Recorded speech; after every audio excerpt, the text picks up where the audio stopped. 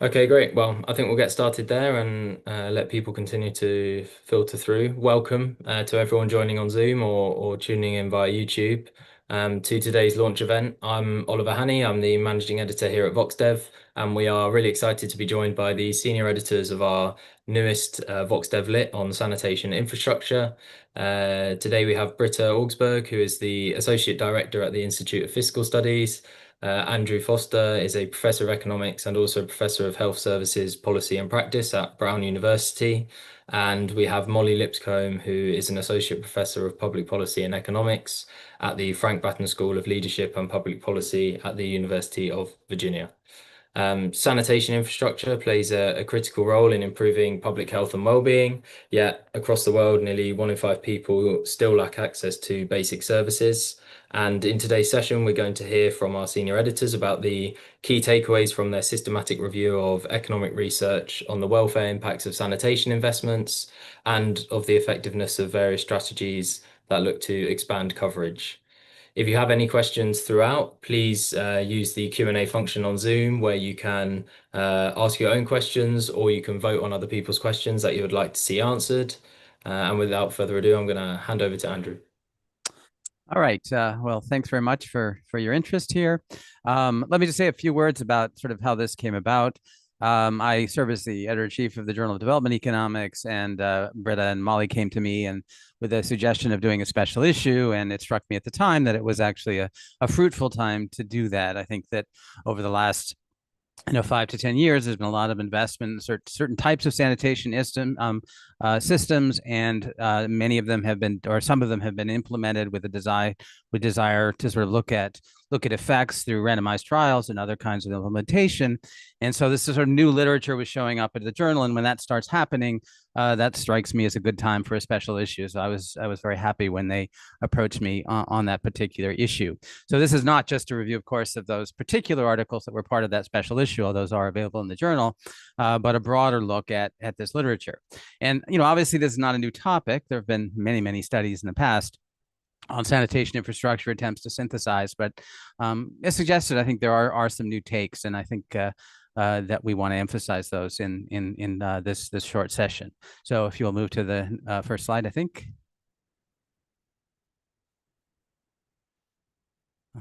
All right, good.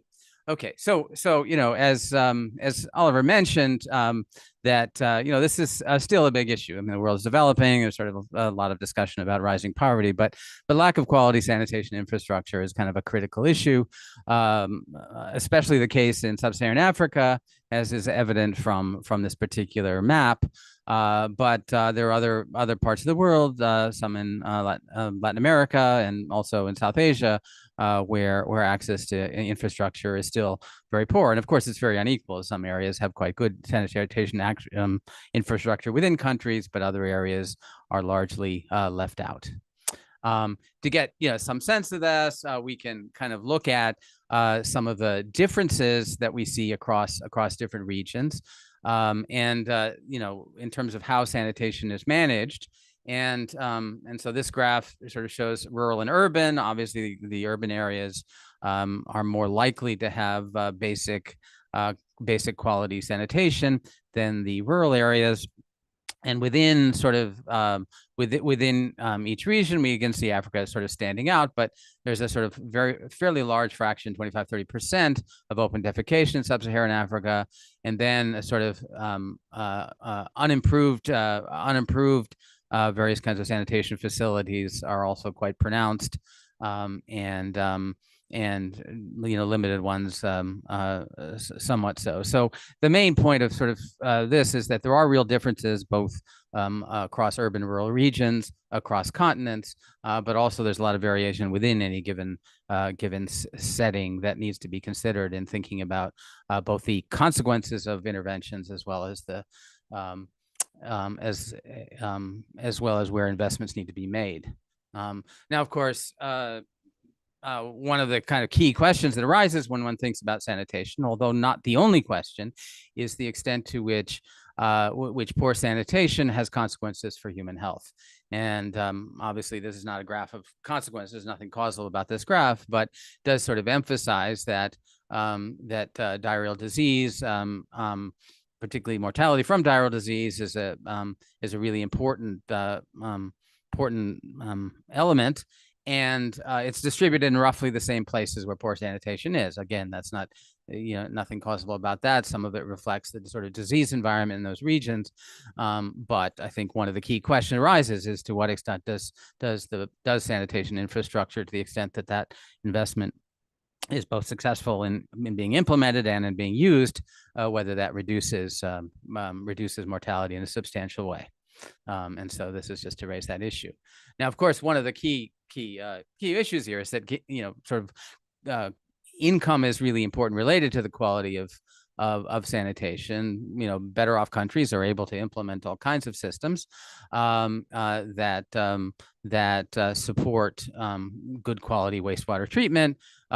Poorer countries less so, and so this gives you again a sense within continents, within regions, the degree of variability both in income, but also the very sort of pretty strong gradient that you see between higher levels of country income and the process of wastewater treatment. Of course, what this sort of hides, and what we really would like to sort of think through, is to what extent does this represent sort of the higher capacity of government in areas with higher GDP per capita, and to what extent does it represent just sort of factors like demand on the part of people as they become richer and sort of substitute away from more traditional methods of wastewater treatment towards more systematic modern methods, and so forth.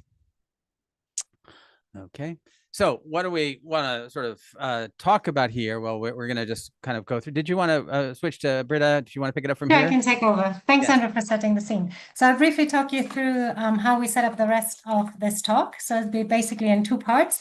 I'm going to talk to you about the welfare effects from sanitation infrastructure that have been documented in the econ literature, focus primarily on the health benefits, but we'll also talk a little bit about other welfare benefits that the literature speaks to. Now, one of the key takeaways of this part is that welfare gains can be achieved and are achieved, quite significant ones, but that these are most consistently observed when large-scale improvements of sanitation infrastructure are in place. And so the second part of the talk will then be by Molly, and she will talk about what we actually know about what works and what doesn't when we aim to increase sanitation coverage. So I'll jump right into the part of the welfare effects and talk to you about health. Now, I'm based in London myself, where in the 1860s, one of the first large-scale urban sewer systems was constructed. And I thought it would just be fitting to start with some quotes of the reports that actually led to the construction of these networks. And I let you read them, but basically these quotes, they underscore the 19th century understanding that inadequate sanitation infrastructure was closely linked to higher mortality rates, particularly in that case from diseases like cholera. So to say this is really not new, but we're really focusing on what do we know from econ and in terms of studies that look at causality here. So 200 years later, almost 200 years later, there's a number of rigorous non-experimental studies that really confirm the findings from these reports. There's a number of studies that look at the rollout or expansion of sewer networks. We have a study evaluating sewer expansion in the late 19th century in Paris, two studies in the US in the turn of the 20th century, and one in when infrastructure was constructed in the 1960s. And finally, one study in Brazil and Salvador from the 1990s. Now, generally, these studies, they document reductions in morbidity, looking at diarrhea, for example, in Brazil, they document a 22% reduction in diarrheal incidence. They document reductions in mortality, focusing primarily on mortality of children under 5 years, or some of the studies under 6 months. And then the study in Paris also documents that the improved infrastructure leads to an increase in life expectancy of 2 to 3 years. There's then two studies that look more specifically at wastewater treatment plants. One study in India by Claire Lepeau, which looks at the period to 2010 to 2020, with very granular data on where these treatment plants are located. And what she can document is that the treatment plants really increase the quality of the water, reducing fecal contamination by 50%, leading to significant increases in child mortality downstream of these plants. Now, the other paper is in Ecuador. I want to say a little bit more about, have a slide on it, not just because Molly is one of the co-authors, but also because it's one of the very few papers, if not the only one, that quantifies the benefits of sanitation infrastructure in the context of climate change. So what Molly and her co-authors do in this paper is to document climate variability in Ecuador, so high levels of precipitation, basically flooding, and that these climate shocks increase hospitalization due to vector-borne diseases. Now, crucially, they rigorously demonstrate that sanitation infrastructure completely offsets the increase in hospitalization, and that these health gains are higher where population density is also higher. So basically, the paper really stresses the importance of sewage infrastructure, especially in urban areas in the context of climate change. Now, we're all aware that this networked sanitation treatment plants are extremely costly and often not considered as a viable option by low-income governments. Now, this fact, together with a big push that happened through the Millennium Development Goals and later the SDG, placed really a lot of emphasis on non-networked or isolated sanitation and cost sharing with households. And with this push came also quite a bit of funding on evaluating these types of interventions through randomized control trials in particular. So over the last about 15 years, quite significant body of research came up. About 26 randomized control trials are now published and counting. These are in about 14 countries, and some of them really unprecedented in the intensity of the interventions and the breadth of their evaluations in terms of sample size, in terms of treatment arms, etc., and also in terms of the multidisciplinary collaboration of these studies. In particular, best known, and these big studies are one in Eastern India and Odisha, the Bosch benefit trials in Kenya and Bangladesh, and the SHINE trial in Zimbabwe, but then a number of other RCTs that were conducted. Now, overall, the findings of these studies in terms of health impacts, they were quite sobering, if you want to say. There's some positive results, but generally it was quite disappointing. To summarize, there were 8 RCTs that find some positive health impact, some on morbidity, some on linear growth of the children. 7 RCTs find no health impacts. 11 RCTs don't report on any health impacts, either because they maybe didn't collect the data or possibly also that they didn't find impacts and so don't talk about it. Now, this includes the non-impacts, includes the big trials. Only in one country are some health impacts found on the WASH benefits trials in Bangladesh. And there were some reductions in diarrhea, but no impacts on child linear growth. For others, the improvements we see is some linear growth in Mali and in India, stunting reduces through a study that was done in Laos, and some morbidity, so round reductions in roundworm in Indonesia and diarrhea in Kenya and Bangladesh, as I said, and Senegal. Now, the big question, of course, is why are these impacts so vary and much lower than one would have expected?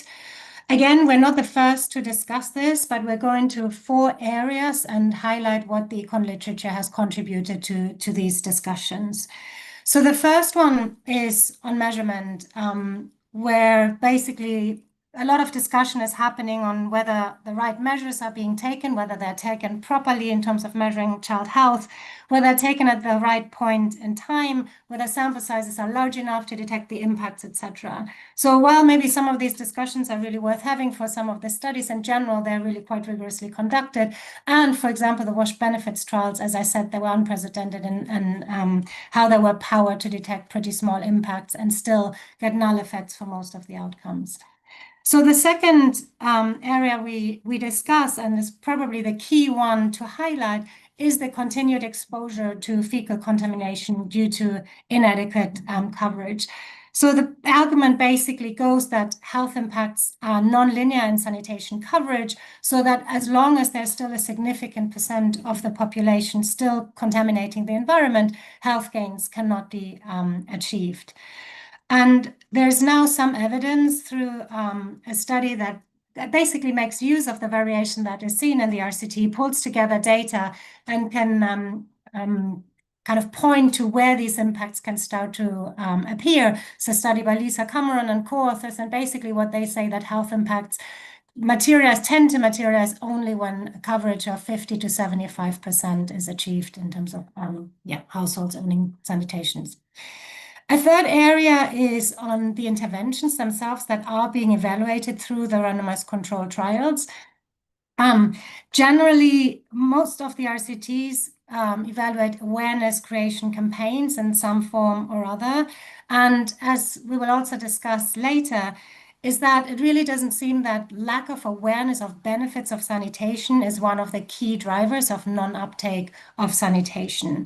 So that means that these type of interventions don't get to very high uptake. Some of them do, and we'll talk about it. There's some variation, but in general, the uptake of sanitation in itself tends to be incremental. Of course, these increments are important, but if they're not large enough, we would not expect health impacts to appear. Worth saying, though, that also in a context of one study in Zimbabwe, the SHINE trial, 50% of population had already sanitation, the other 50% were provided with toilets, no health impacts appeared. Now, this raises questions, of course, about usage and other things. The point that the area also that we want to point to is the discussion of lack of complementary inputs. Generally, the argument is made that sanitation might not be sufficient, and some studies in the econ literature kind of support this. So, for example, there's some work that Laura Bromescu-Corpus and myself have done in the context of the Philippines with a non-experimental study where we show that improved hygienic environments and nutrition are complements, and this kind of links to the literature that talks about environmental enteropathy, which is basically an inflammation of the intestines that can happen through improper sanitation, which then means that even very good nutrition cannot be absorbed by the body. There's another study by Weaver et al. They demonstrate that a cash transfer program leads to large increases in calorie consumption and nutrition, but that these improvements only translate into health improvements for children in areas where open defecation is low. So this complementary seems to be really quite important. There's a bit of other literature the complementarity with water, a study by Esther Flo showing that water and sanitation are complements. Oh, though also, sorry about this. Another paper by Daniel Bennett showing that for some households there might be substitutes. So basically, context and implementation are very important to determine the extent of the health payoffs, is what we conclude from this section. My last slide before I get entering more. We also discussed the growing consensus that the impacts of improved sanitation infrastructure likely extend far beyond health. The evidence to date is limited, but some is emerging. We have, for example, a study by Angelia Dukia, who talks about improved sanitation leading to increased school attendance, which is mainly driven by putting the infrastructure into place. But then there is other studies that show that also child language and cognitive ability increase, which partly would be through the health impacts that are achieved. One study in China by Di Wang and Chen, which talks about increase in female labor supply, which again is not due to productivity gains from health impacts, but due to different time allocations that these women can implement due to the sanitation infrastructure that they then have access to. There's a study showing that sexual assault goes down when women do not need to go for open defecation anymore to the outside. Also, household satisfaction increasing. We have a study showing that improved sanitation infrastructure changes marriage markets and makes marriage more attractive for both genders. One interesting study for governments considering to invest is by Evan Kresh, where they show that improved sanitation infrastructure actually increases the willingness to pay property tax. So it's not just the public health, but it can also increase returns to governments. And a bit related is a very new study by McCulloch and co-authors, where they show that improved sanitation infrastructure increases population density without leading to gentrification. So basically, the improved infrastructure, sanitation infrastructure, actually similar to sanitation transport infrastructure, makes people move towards these areas. But this is not just the high income or just the high educated, but more broadly, people tend to move into these areas. And with that, basically, these are the studies that we could identify in econ in the area of welfare gains from improved sanitation infrastructure. Like I said earlier, to show that improved infrastructure can provide really significant welfare gains, but that large-scale improvements seem to be really important for these to be seen. So that, of course, raises the question, how do we get to these large improvements? What are the key constraints to uptake, and how can they be overcome? And with that, I hand over to Molly. Okay, thank you. Given, as Britta said, that there are such important welfare gains, we would like to increase coverage. And so there's a growing literature on how we might go about increasing coverage and the ways that government can intervene. And so the first thing to think about is how we should see sanitation. And I think there's a pretty strong case to be made that sanitation is what we call a public good. So I think most economists would agree that the benefits to sanitation are non-rival and not excludable. So while, a household can own a latrine, the benefits of that household having a latrine extend to the entire neighborhood. So as a result, if the good is left to be provided by households, then it's going to be underprovided. And so in many cases in wealthier countries, provision of the sanitation good is the responsibility of the government. However, in lower income countries, it's typically underprovided by the government. So government provision then government involvement can take 4 different forms. First, the provision of large-scale infrastructure. So this would be networked sanitation. It could also be things like community sanitation facilities, public toilets. And then the second is procurement of sanitation for public institutions. Here we're thinking primarily about schools. Then the other forms of involvement by government would be the efforts to stimulate household demand if we're going to rely on households to provide it themselves, and the oversight of sanitation supply and the market for sanitation. So typically we see the third and the fourth as being government involvement with support, often from NGOs and international organizations.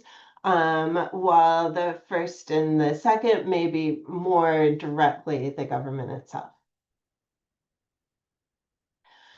So I'm going to start then by discussing the literature around the first, which is provision of large-scale infrastructure. Here we're thinking about network sanitation and sewage treatment centers. And the literature here highlights several important issues in the provision of large-scale infrastructure. So first, even when sanitation and water are provided, there tend to be substantial problems in the collection of payments for water and sanitation.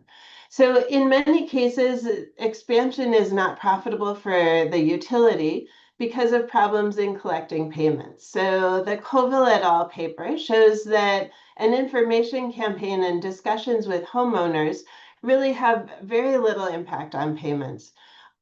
They do find, however, that strong tactics like shutting down connections incentivize homeowners to pay delinquent bills. Now, this is difficult, though, because institutional weakness can make these stronger tactics extremely difficult to enact in practice. And the continued inability to collect payments from a large number of users worsens this last mile problem of how to get to the people with less access. So utility companies know that they're not going to receive a payment from these last mile customers, and they have little incentive to expand access, even when the government provides subsidies and enacts policies that tell them to expand. There can also be a vicious cycle in which consumers are not willing to pay for low quality services, which can mean poorly maintained public toilets, or it could be intermittent water service or sewers that are backed up or become blocked. And absent those payments, the utility companies also see little incentives to invest in the network. So a paper by Sean McCrae is related to this, and he shows that government subsidies to invest in poorer neighborhoods and to expand access can actually lead to a trap of low investment in the infrastructure network. So the utility fails to upgrade the network in the areas where the households don't pay, and then the households continue to not pay because of poor service. Other challenges include that where there isn't a lot of regulatory certainty, there can also be incentives for local governments to underinvest in the infrastructure. So Evan Kresh has an example from Brazil where he shows that municipal utilities invest twice as much in the network when they know they will not be taken over by state utilities.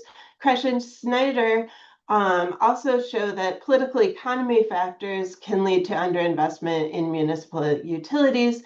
They show that when the mayor and the governor are of the same party, then there's going to be underinvestment because the mayor is trying to sort of grease the wheels for the state to take over the municipal utility.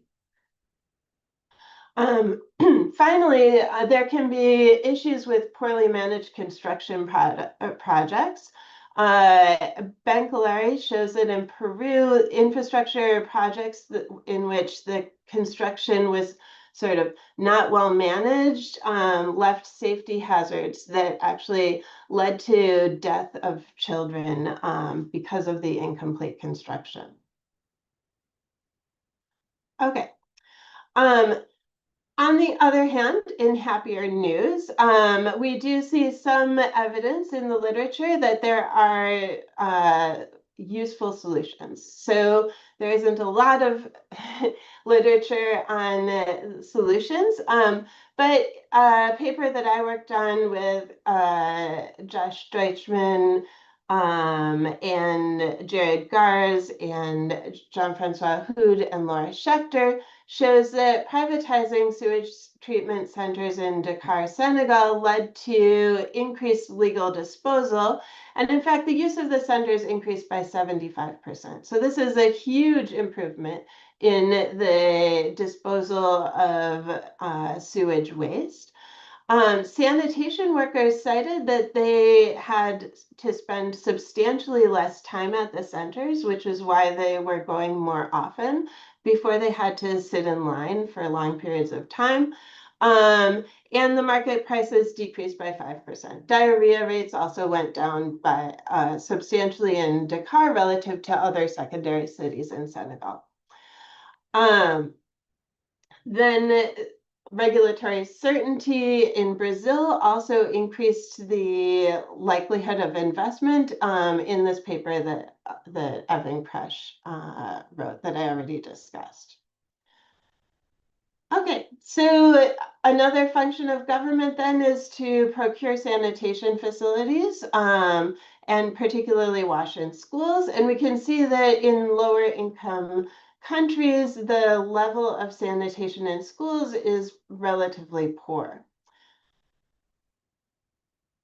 So the evidence on wash-in schools suggests that the increased access to wash and latrine construction can increase enrollment of pubescent age girls. But that really requires that they be sex-specific latrines. So one of the mechanisms here is that girls need access to latrines when they're menstruating. And sex-specific latrines tend to be particularly important to them at that point.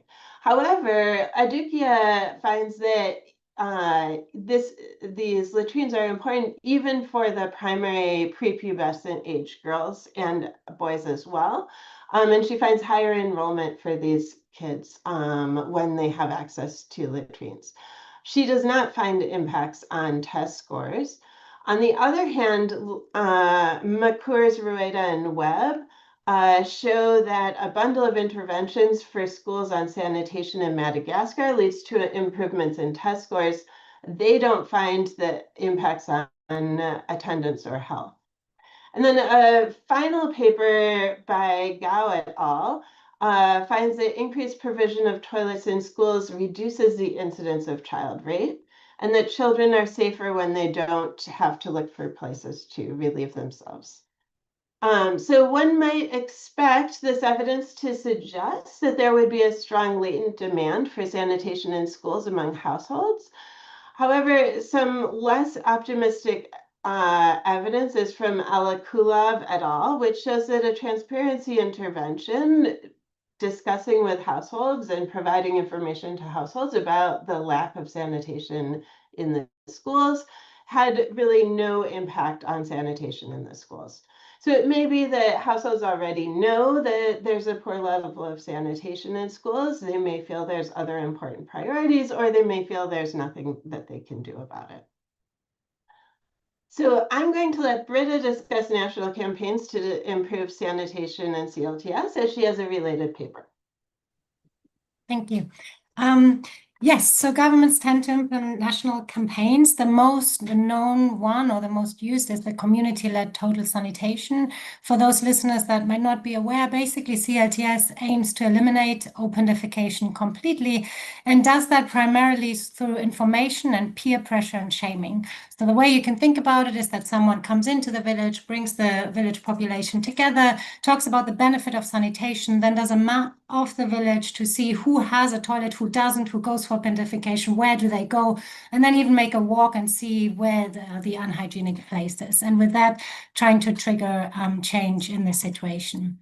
Now, this intervention is actually part of or the national sanitation policy of at least 25 governments at this point in time. And it's also the most commonly evaluated sanitation intervention. There are at least 14 randomized control trials that have been published, implemented in 6 or more countries. Now we take from this literature 4 kind of key findings. The first one is that CLTS can lead to large increases in sanitation ownership, such as in Mali, where they have an increase of 30 to 40 percentage points in sanitation coverage. But importantly, the impacts really vary a lot. So many studies show no impacts of CLTS on toilet ownership. And what we see is that they work primarily in poor areas. So this is a figure from a study from a paper that co-authors and myself have been written, where we evaluate CLTS in the context of Nigeria. And what we show is that in Nigeria, in poor areas, the intervention works and leads to increases in sanitation coverage, but in richer areas, it doesn't work. To kind of make a more general point, we pooled together data from various RCTs that was available, and we use kind of a proxy for wealth that is consistent across these countries, and that is nightlight intensity index. So it has been shown that kind of nightlight correlates with wealth of areas. So what you can see is these gray bars are the nightlight intensity. So the higher bar is higher nightlight intensity, so richer areas. And here on the left side, you see that there is no to very little nightlight intensity. So contexts like Tanzania, Mali, in the poorer areas in Nigeria, where the study took place, in Bangladesh. And then we have for the studies that in India, in Indonesia, and richer areas in Nigeria, we have the higher nightlight intensity. Now, these dots are the impacts on sanitation coverage that these RCT finds. And what we can see is that they're only positive and significant in these poor areas. And there's no impacts in the richer areas. Now, we do quite a bit of work to show that it's not just that there is lower sanitation baseline coverage and so a greater margin to improve, but this kind of wealth or poor wealth seems to be a composite indicator of a lot of factors that speak to whether CLTS is effective or not. This could be, of course, baseline coverage. It's likely also that there's lower population density. People are more willing to invest into just makeshift toilets, more basic models than in these richer areas. So the point that can be made is that these kind of wealth indicator can be used to target CLTS more effectively, because it does not work everywhere, but can be efficient in some areas, effective in some areas. Now, the third point, though, is that the sustainability of CLTS is also a bit in question. There's 2 studies, one in Pakistan and one in India, and especially the one in India follows for a long time these households that have been exposed or live in communities that have been exposed to CLTS and have seen gains in sanitation ownership. And it's seen that many revert back to the habits of going for open defecation, especially when toilets break and then the investments are not made anymore. In the study in Pakistan, we show that kind of following up with households after CLTS was implemented does counteract a little bit. And so we see more sustainable sanitation. But so we can't really think of CLTS as a one-off. We go in, we make them aware, and then everything will be fine. But some follow-up seems to be important for longer-term impacts. And the last point from this literature is that in most cases, it's actually CLTS is not implemented just as an information campaign. Very often there is some form of financial support, especially subsidies provided. And it seems that unless it's in these poor areas like in Mali, these financial supports to households, especially poor households, make a big difference. So it's more that than the information that is being provided that leads to impacts where impacts are being found. Two studies disentangle this more particular and can make the point rigorously with different treatment arms. But I'll hand back over to Molly, who will say more on the finance part. Okay, so in terms of stimulating household demand, you can either increase demand through changing preferences, which would be through information and social norms, or through improving the budget constraint, which would be subsidies. So let's start with information and social norms. So the evidence from the literature points to very limited impacts from health information campaigns and community or social motivation, especially in urban environments.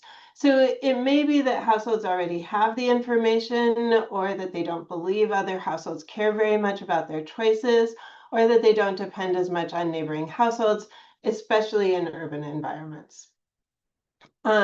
So a key element of CLTS is the use of shame, which Britta talked about a bit already, which has in some cases been effective in increasing take-up, as shown by the Patanayak paper. But in other cases, the impacts of shame have been found to be relatively small, such as the Gutierrez paper. So there are very substantial ethical concerns that we might have with using shame to leverage take-up, where it's likely the poorest households that can't afford toilets who are last to adopt, and they would be subject to the shaming.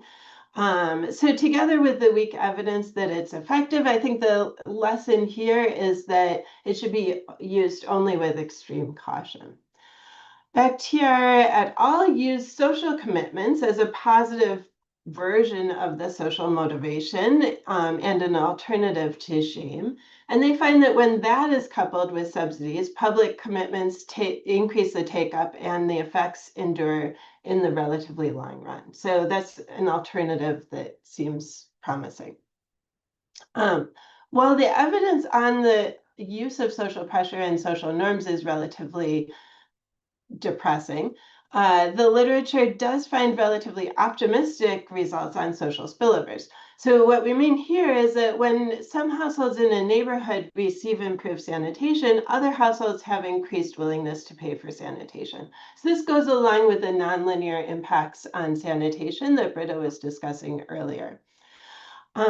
This suggests that households do actually recognize these externalities associated with sanitation, and that neighborhood sanitation must be relatively good before there's adequate benefits to households investing in their own sanitation. It also highlights that governments or NGO investment in some sanitation in a neighborhood could start to incentivize other households to also invest. So the full cost of a subsidy or the full cost of improving sanitation in a neighborhood might be less than the cost of the subsidy itself, because the subsidy can have knock-on effects. Okay, so then the other side of increasing willingness to pay is through subsidies. So subsidies are important because the household toilet is very expensive. It costs more than a month's pay for most households in low-income countries. And as a result, there's relatively low willingness to pay. Also, there's strong externalities to sanitation, and so we would expect take-up to always be less than the optimal level. So, and a common way that governments intervene is through subsidies. However, subsidies are extremely expensive. So lower and middle income countries tend to allocate 1.5 to 2% of GDP to WASH, and we know that WASH is still far from optimally provided in these countries. This is potentially worth it because the social welfare gains of improved sanitation far outweigh the costs. And the improved sanitation in neighborhoods can create increased household spending on sanitation. However, subsidies are extremely expensive. And the design of subsidies is really important in order to ensure that the money can effectively increase sanitation. So there's several concerns that we might be particularly worried about. And the first is that subsidies are primarily used by people who would have purchased the good anyway. So this means that the subsidy is an expensive transfer to wealthy people. And it really underlines the importance of effective targeting. And targeting can be tricky to do. The second concern is that especially in markets where suppliers are not competitive, suppliers can increase prices in response to the subsidy. And because they see the subsidy as an increase in consumer willingness to pay. And the government then is basically transferring money to the suppliers rather than their intended beneficiaries. So both of these things make subsidies very expensive. And so optimal design of subsidies is really important in making a large difference in the effectiveness of the subsidies. So another possibility is that households do actually have high willingness to pay, but they don't have the liquidity needed to invest in sanitation. So if this is true, microfinance should improve take-up of improved sanitation. A few papers do find that microcredit increases sanitation uptake. But overall, I think the finding is that microcredit has only very limited effects on sanitation uptake, and it's often used not for the product itself. In fact, Britta has a paper which shows that only about 50% of labeled sanitation loans are used to add a toilet that would not have been built otherwise. So on the whole, the evidence is that microfinance doesn't seem to create a very large increase in willingness to pay. The one exception is that in some cases, governments provide subsidies that are provided only on an ex post basis. So households can request rebates after purchasing toilets. So this is impossible for most households that have low ability to pay because they don't have the cash available. So microcredit then can work to solve these short-term cash blockages. So the final area for government involvement is the oversight of sanitation supply.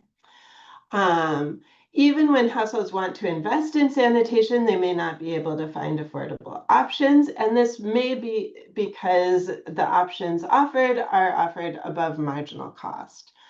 So an RCT to increase the number of small businesses offering improved toilets by Britta and co-authors again, found that actually they were able to increase the number of small businesses that carried the improved sanitation or the toilets, but that this really had no impact on household demand. So there was no overall increase in take-up, even though the toilets were more commonly offered.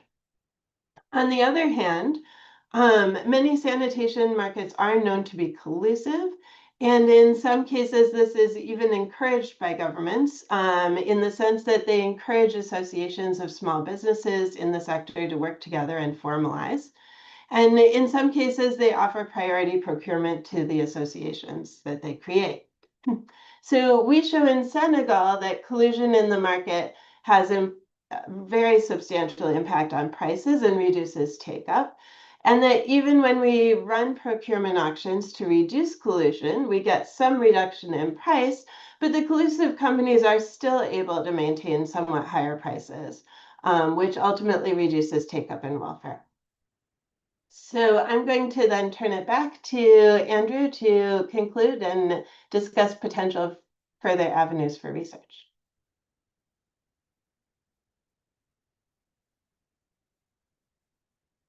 It looks like you might be having computer problems. Yeah, no, that's fine. Yes. So, I think the thing that emerges is that there's a lot of variance in terms of outcomes in particular places, but both from a theoretical perspective, and I think there's some support from the evidence that in the end, this is a public good, and that governance needs to provide a best solution. Sanitation, there's externalities in terms of the consequences of poor sanitation for other households. That there are externalities in terms of construction and even provision of decentralized services. And so the government's going to have a particular role, and it's unlikely that markets left to their own devices are going to solve these sorts of things. So the government needs to be involved in some way. However, it's really important in thinking about this not to sort of think about this as a sort of one size fits all sort of prescription. The government can be involved in very many ways. There are different levels of governance. It may well be that the most effective solutions will tend to involve local governance, local communities who are playing a role, perhaps facilitated by governance at larger levels of aggregation, or by NGOs and so forth. I think, so that part's important. There also are important roles for the government in terms of public and private partnerships. There are cases where a properly regulated private sector can be the most effective way of internalizing externalities and ensuring the services are delivered at a high quality level. Certainly been experienced across the way there. And so I think it's really important in sort of thinking about, this sort of idea that the government really is, can be a primary provider, to really think about this kind of heterogeneity and how it applies to a particular setting, whether it's rural, whether it's urban, whether it's a place with a strong community network versus a weak one, and so forth. All right. Is there another slide, I think? Yes. And so, but once one talks about government, one sort of needs to think about, how does one make government work, and how does one think about the government becoming more effective? And part of that is going to be governments being responsive to what individuals and communities are saying to the government. Certainly true in a democracy, but even non-democratic factors, there's really a role there. And I think there are concerns in terms of inequality there that I think there is, there is I think a big question about, say, in urban areas, how do you think about inequality? Is that, is sort of the inequality in provision something that's desirable because obviously wealthy households are willing to pay for better sort of attributes, or may have different preferences for how government spends its money than do the poorer households. And so one has to think about not just political economy or sort of the government as a single actor, but as an actor that's being driven by the local political economy. So that requires sensitivity. It requires that the extent to which the aid community is making decisions that's adapting to local conditions.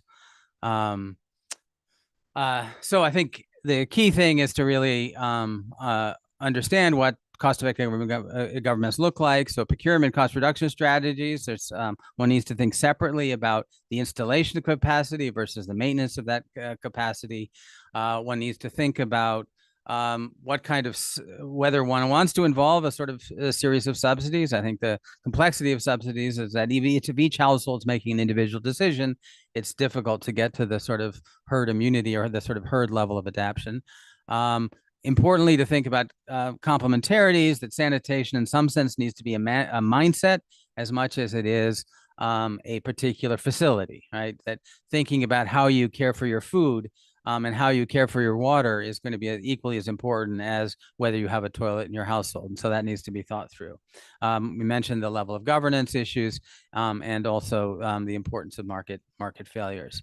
And finally, I think it's worth sort of emphasizing that that, this has been a problem for centuries, and, we are making progress, but there are also sort of growing threats that we need to think about.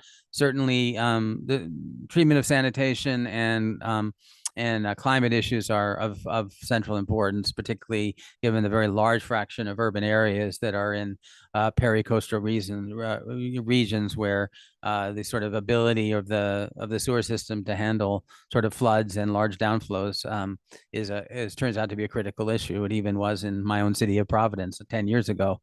When it rained, all the sewage just basically went into the bay.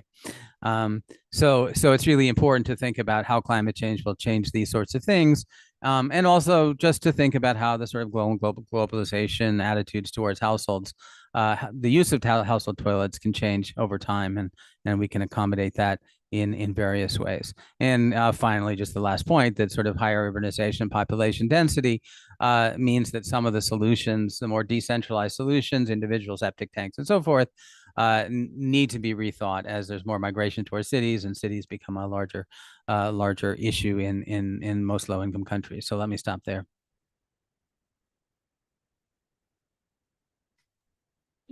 Thanks, everyone. Let me just turn off my phone.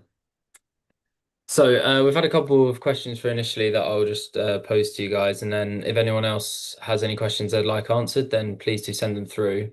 So we have one from Aisha Noreen, who asks specifically about whether there's any evidence on the impact of a lack of sanitation infrastructure on stunting.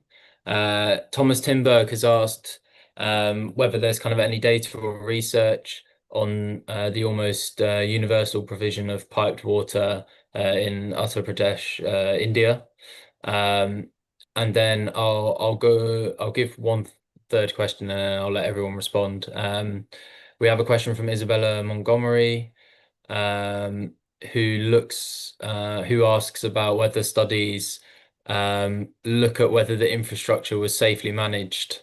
And did they look at kind of links to hygiene practices? So we have those three questions, and I'll let kind of anyone come in on whichever ones they'd like to.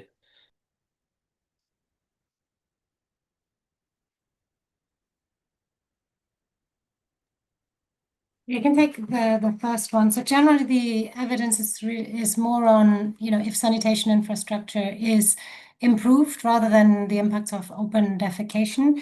And then maybe linking to the last question, it is typically studies try to understand whether it's basic infrastructure, improved infrastructure, but I'm not aware of kind of any horse race between the two, whether it makes a big difference. Maybe worth saying that, for example, the study in Mali, which is evaluating CLTS that had really big impacts, these tend to be really basic toilets. And this is a context where health impacts were also detected. So there's a question whether quantity sometimes might be more important than the quality, but there's no specific evidence that I'm aware of that speaks to this.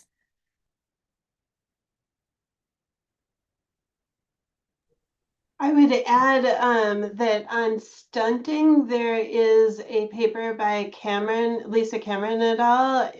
In 2021 with evidence from Laos that does have stunting as an impact. I believe there was a reduction in stunting.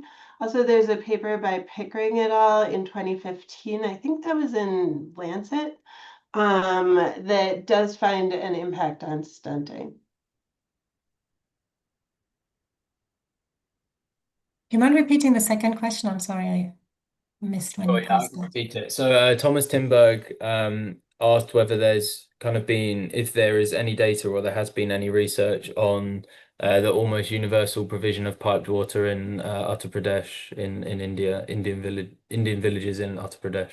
Yeah, I mean, let me take that on. I mean, I think our focus has been on the sanitation side. There, of course, is a whole other literature thinking about both water quality and piped water provision in various places. I don't know of any particular study sort of looking at universal provision. Of course, universal provision from an inference perspective is more difficult because you don't have a proper control. But I think my impression of the literature is the evidence on water, on sort of on water supply these days is consistently better than the evidence on sanitation.